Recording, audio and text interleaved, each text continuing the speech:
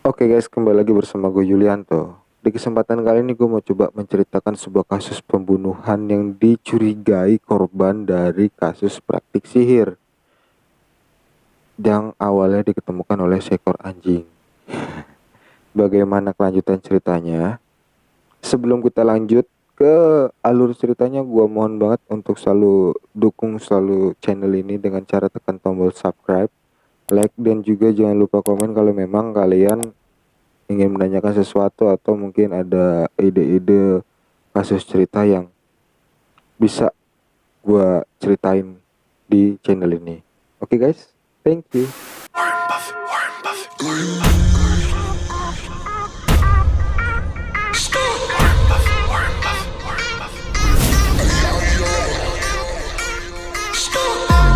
I'ma make them bands call me Warren Buffett. Warren Buffett, all these motherfuckers, yeah, you see him bluffing. See me riding in my black Maserati. Where you hustling, not work, I put my hands on your mama. Pada sore hari, tanggal 7 Agustus 1972, seorang gadis berusia 16 tahun yang bernama Janet De Plama izin kepada orang tuanya untuk pergi ke rumah temannya menggunakan sebuah kereta. Rumahnya tuh di Clearview Road di Springfield Township, New Jersey, rumah si Janet ya. Tetapi sampai malam hari tiba, si Janet ini gak ada kabar.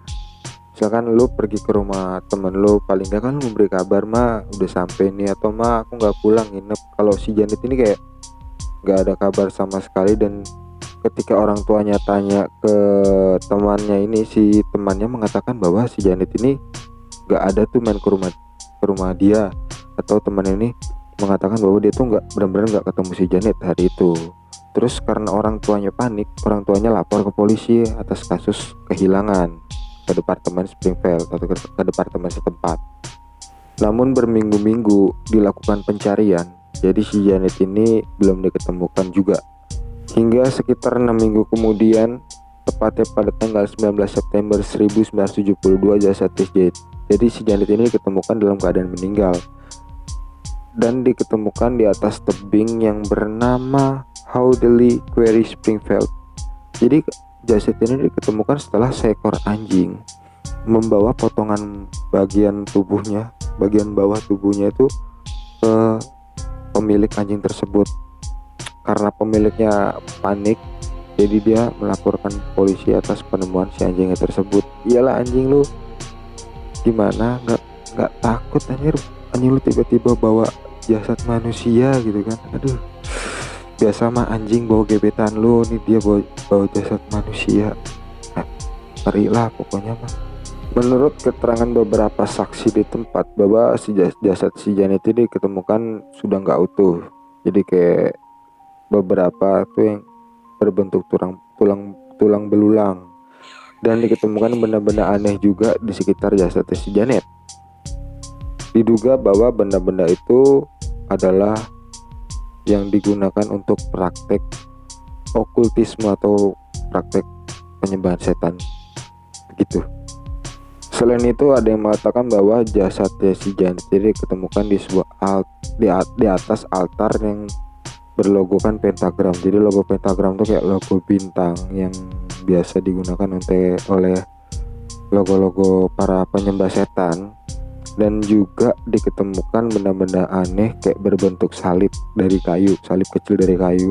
Dan yang mengerikan lagi tuh bahwa di sekitar jasad itu juga diketemukan jasad-jasad hewan yang bekas dimutilasi. Dan yang lebih mencurigakan lagi, bahwa warga setempat itu mengenal tebing itu atau dijuluki sebagai tebing The Devil Teeth atau gigi iblis. Jadi menambah kecurigaan warga setempat bahwa jasad si Janet ini merupakan korban dari praktek sihir. Departemen Kepolisian Springfield lalu melakukan otopsi pada jasad tersebut. Tapi jasad tersebut tuh gak diketemukan bekas-bekas luka patah tulang, bekas-bekas luka tembak, atau bekas luka tusukan benda tajam. Dan bajunya juga tuh gak menunjukkan hal-hal aneh bahwa Janet ini dibunuh dengan cara kejam. Jadi polisi ini bingung, di Janet ini diapain gitu bunuhnya ya kan. Selain itu, Departemen Kepolisian juga nggak menemukan bekas obat-obatan yang mungkin si Janet ini meninggal dengan cara diracunin. Tapi dugaan awalnya tuh si Janet ini meninggal karena dicekik sampai nggak bernapas. Tetapi di jasad Janet juga diketemukan kadar timbal yang begitu besar, tapi nggak diceritai atau nggak dijabarkan penemuan timbal tersebut. Jadi ya nggak dibahas sama Departemen Kepolisian tersebut. Lalu Departemen Kepolisian Springfield ini melakukan penyelidikan lebih dalam tentang kasus pembunuhan si Janet ini, karena hasil otopsi itu nggak memberikan jawaban penyebab si Janet ini meninggal itu disebabkan oleh apa. Pada awal penyelidikan, Departemen Kepolisian itu menerima laporan bahwa sekitar jasad Janet itu tinggallah sebuah tunawisma. Tunawisma ini bernama si Red. Jadi si Red ini kenapa dicurigai? Karena pada saat jasad si Janet ini diketemukan, pria tersebut tuh kayak melarikan diri dari hutan tersebut.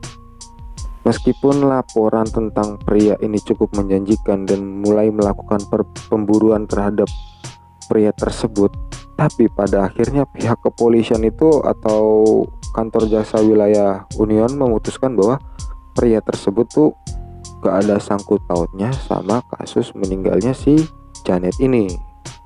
Selama bertahun-tahun pihak kepolisian terus berusaha untuk menyelidiki kasus si Janet ini, tapi pihak kepolisian itu mengalami kesulitan karena dari pihak teman-teman si Janet ini memberikan kesaksian yang berbeda-beda, kayak mempersulit pihak kepolisian karena kesaksian yang nggak jelas atau nggak pasti. Maka dari itu kasus si Janet ini jadi nggak bisa terpecahkan selama berpuluh-puluh tahun lamanya. Sekitar 2 minggu setelah jasad Janet diketemukan, beberapa surat kabar itu kayak surat kabar Star Ledger dan New York Daily News mulai melaporkan bahwa Janet ini merupakan salah satu korban dari praktek sihir warga setempat. Hal ini tentu saja dicurigai karena pada saat mayat Janet ini diketemukan ada beberapa benda aneh tadi kan, kayak salib, terus altar bentuk pentagram yang lumrahnya bahwa benda-benda tersebut tuh kayak biasa digunakan untuk praktik-praktik sihir. Desas-desus tentang kasus pembunuhan si Janet ini membuat warga sekitar tuh kayak merasa takut, karena 10 bulan sebelum mayat si Janet ini diketemukan ada kasus pembunuhan di kota tersebut yang dilakukan oleh seorang pria yang bernama John List. Jadi si John List ini membunuh istri, ibu, dan ketiga anaknya, dan si pria ini masih buron. Ya warga setempat mencurigai atau takut bahwa si pelakunya adalah si John List ini gitu kan, apalagi dia masih buron. Pada akhir tahun 1990-an dan atau awal 2000-an, jadi tabloid bernama Wired NJ ini melaporkan kasus ini kembali setelah udah lama kayak hilang tentang berita ini.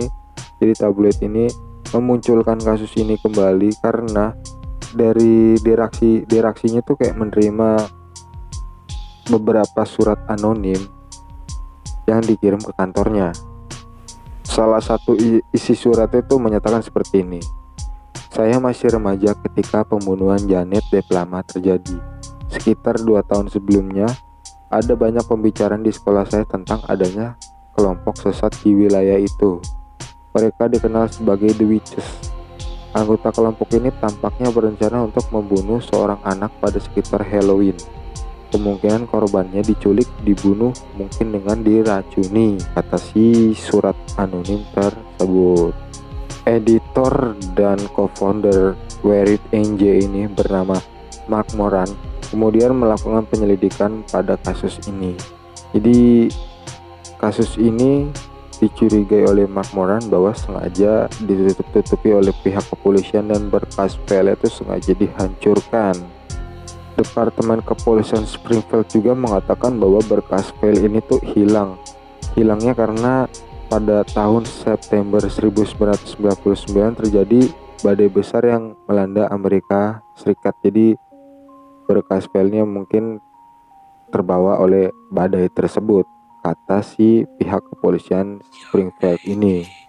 Meskipun pihak kepolisian Springfield membantah telah menghilang atau menyimpan file tersebut, tetapi beberapa orang tuh percaya bahwa sebenarnya file ini gak hilang, melainkan disimpan. Kalau memang disimpan, jadi dicurigai bahwa si pembunuhnya ini adalah orang yang berpengaruh di kota tersebut. Wilayah Springfield juga sebenarnya sudah lama dikenal sebagai kayak ibaratnya kampung penyihir lah gitu. Dan juga cerita legend setempat itu mengatakan bahwa terdapat 13 penyihir yang pernah dikubur di kota tersebut. Meskipun ada banyak detail yang sudah hilang, tapi kan mungkin masih ada orang yang mencoba untuk menyelidiki kasus ini. Jadi orang-orang tersebut menanya ke warga setempat tentang kasus pembunuhan yang terjadi pada tahun 1972 tersebut. Tetapi warga setempat tuh kayak enggan untuk membicarakan kasus ini, kayak takut untuk membicarakan kasus ini, yang menyebabkan kasus ini nggak pernah terpecahkan sampai dengan saat ini. Oke, mungkin berakhir di sini tentang kasus Janet De Palma ini. Mungkin nantinya gue akan mencoba menceritakan kasus lainnya, atau mungkin kalian mau request boleh komen di bawah. Dan tentunya gue mengucapkan banyak terima kasih untuk kalian telah menyempatkan waktunya untuk mendengarkan cerita ini. Thank you.